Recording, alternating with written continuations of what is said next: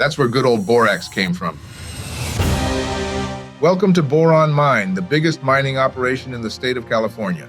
The mine produces borates, a mineral used in many industries such as glass manufacturing, wood protection, and insulation fiberglass, to name just a few. Open in 1927, the operation, formerly known as U.S. Borax, is wholly owned by Rio Tinto. This mine alone supplies 30% of the world's demand at a rate of 1 million tons of refined borates every year. A fleet of 2 P&H shovels, 3 loaders, and 13 haul trucks are needed to get the mineral out of the giant pit, which is then refined and transformed into products essential to modern living. But there could be more. A couple years ago, a new element was found in the mine, lithium, an essential mineral for the production of batteries. As a result, new refining processes are currently in the works to pull out lithium deposits. So who remembers this weird-looking truck?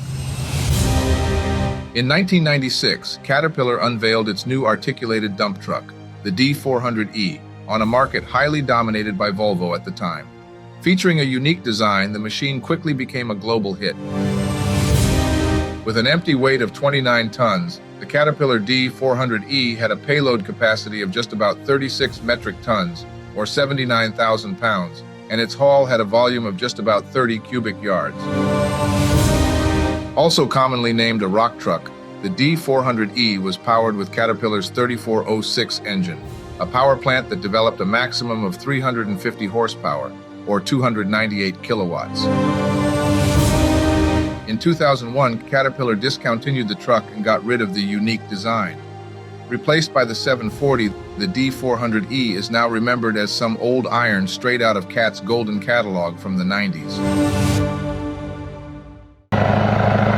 This is the story of Mack Trucks. Mack was founded in 1900 as a bus manufacturing firm. Named Mack Brothers, the company manufactured its first truck in 1905, and in 1916, Mack released its first market hit, the AC model. In the 30s, Mack took the U.S. market by storm, especially after the E Series was introduced. In the 40s and 50s, Mack continued to develop successful lines of trucks such as the H or the G Series released in 53 and 59.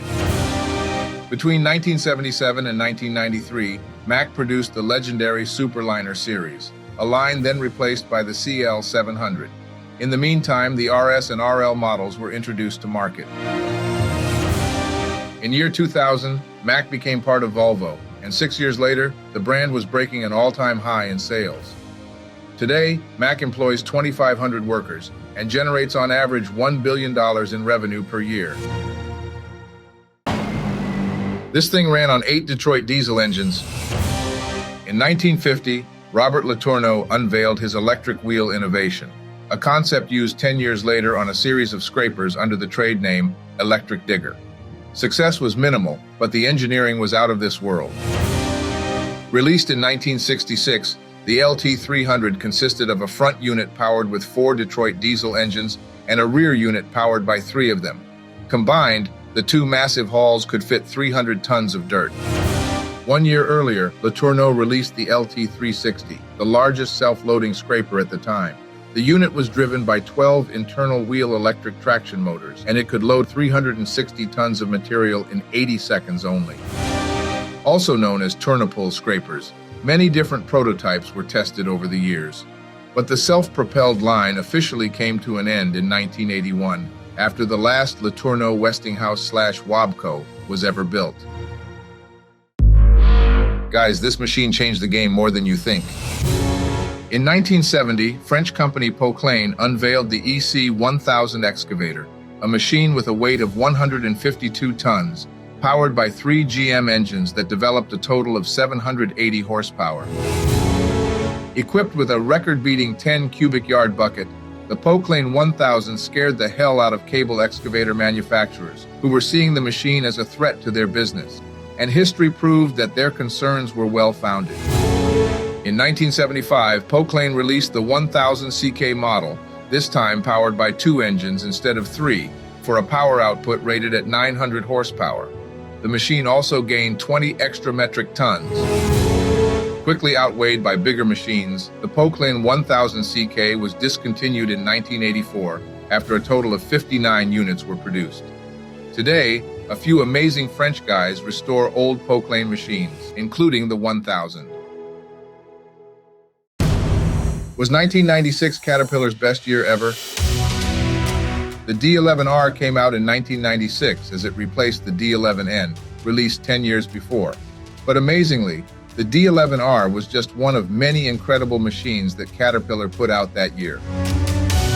1996 was also the year Caterpillar unveiled the 24H, the brand's largest motor grader ever. But the same year, the manufacturer released its D400E articulated dump truck, seen today as a classic. The 777D off-highway truck was released in 1996 too, which led to booming sales for Caterpillar, as it also put out the almighty 793C, which took the mining industry by storm at the time. 1996 is also when the 992G came out. Designed with a unique one-piece front lift arm, the wheel loader met an incredible success on the market, and many units are still operating today. So was 1996 Cat's best year ever?